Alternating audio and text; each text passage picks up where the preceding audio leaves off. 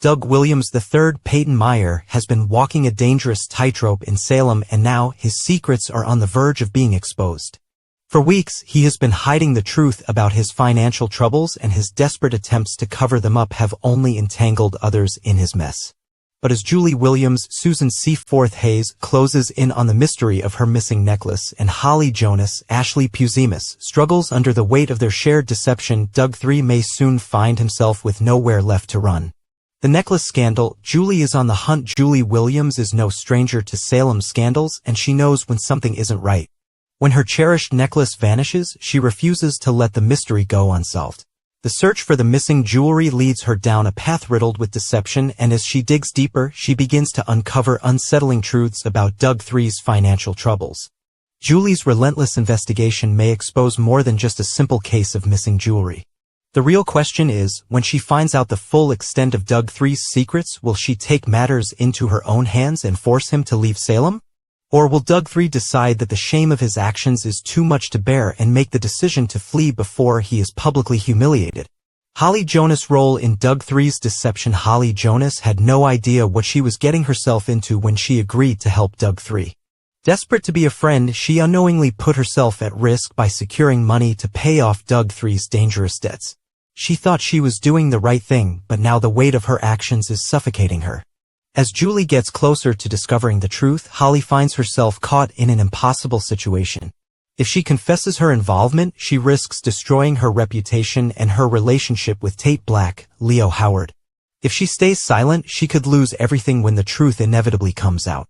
Doug III's last chance, or his final mistake. Doug III has been living on borrowed time. His debts have made him reckless, and the walls are closing in. If he doesn't act fast, he could lose not only his place in Salem but the trust of everyone who once cared for him. The stakes are higher than ever. Julie is on the warpath, and Maggie Horton, Suzanne Rogers, is beginning to question why Holly really needed that loan. If Doug III is exposed, will he be able to talk his way out of it? Or will Salem's residents turn their backs on him once and for all? Doug III has two choices: face the consequences of his actions or run before it's too late. Will he own up to his mistakes and fight for redemption, or will he disappear into the night, leaving behind a trail of broken trust and shattered friendships? Will Doug III be banished from Salem? Time is running out for Doug III. Salem has never been kind to those who bring danger into its fold, and if Julie exposes his debts and lies, he may have no choice but to leave. But will he be forced out, or will the weight of his guilt push him to leave on his own? One thing is certain: by the end of the week, Doug III's secrets will be exposed and the fallout will be explosive. Will Holly and Maggie escape the wreckage unscathed? Or will this scandal tear apart more lives than anyone ever expected? Stay tuned to Days of Our Lives next week as Salem braces for the shocking truth that could change everything. Next week, Friday episode update. In the charming town of Salem, where family ties run deep and secrets simmer just below the surface, life is never dull. The Horton and Kiriakis families, two of the town's most beloved clans, find themselves tangled in matters of the heart and a troubling mystery. This is the story of a single day filled with tender moments, unexpected confessions, and the shadow of a missing treasure. A warm welcome in the Kiriakis' living room. Kiriakis' mansion stood grand and welcoming, its living room a haven of comfort with soft armchairs, a crackling fireplace, and walls lined with framed photos of loved ones. On this particular afternoon, Maggie Horton settled onto the sofa, her silver hair catching the light as she smiled at her granddaughter, Holly. Maggie, a woman known for her kindness and wisdom, had just returned from a shopping trip to Chicago with her dear friend Julie Horton. Her arms were still tired from carrying bags, but her heart was light with the joy of being home. Holly, a bright young woman with a quick smile, was hunched over her homework at the coffee table. She looked up as Maggie spoke. "Holly, dear, I'm back from Chicago. Julie and I had quite a time shopping. My feet are still complaining. How was your Valentine's Day?" Holly's face brightened. "Oh, Grandma Maggie, it was wonderful. Tate and I had the best time. He's so sweet." Maggie sighed with relief. She'd been a little worried about Holly lately, especially after hearing some odd things from Julie about Doug Williams, Julie's husband. "I'm so glad to hear that," Maggie said, her voice warm but tinged with concern. "I was afraid Doug might have upset you somehow. Julie mentioned he dashed off to the cabin to fetch his poetry book the other day. Seemed a bit strange." Holly shook her head, her ponytail swaying. "No, nothing like that. Doug's been really nice to me." Maggie nodded, reassured. "Well, that's good. Doug's a fine young man and he came into Julie's life at just the right moment. She's lucky to have him.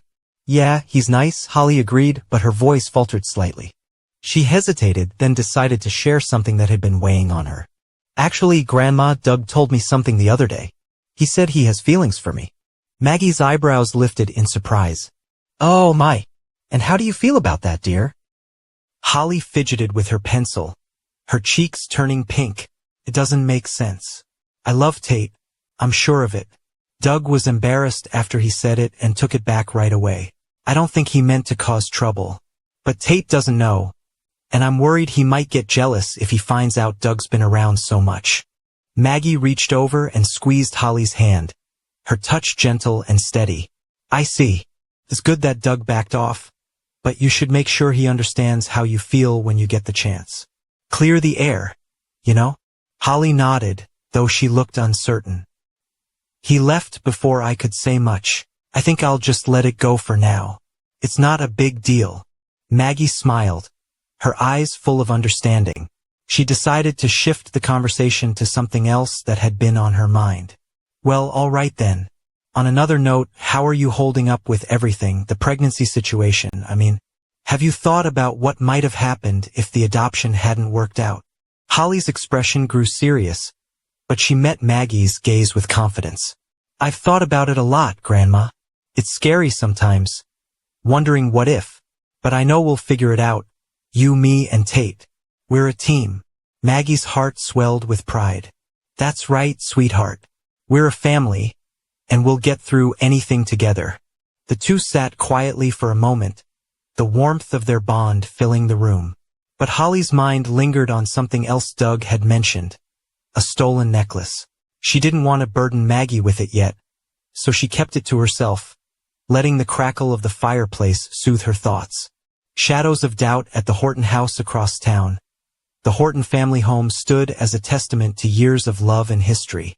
Its living room was a cozy clutter of memories. Faded photos on the mantel, a rocking chair that creaked with age, and the faint scent of Julie's rose perfume in the air. Doug Williams sat on the worn couch, staring into space, his handsome face clouded with worry. He couldn't stop replaying his awkward confession to Holly. Why had he said it?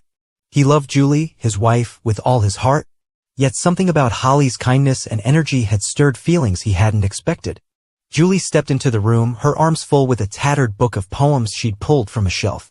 Her graying hair was swept back, and her eyes sparkled with the strength of a woman who'd seen it all. She noticed Doug's faraway look and paused. Doug, honey, what's on your mind?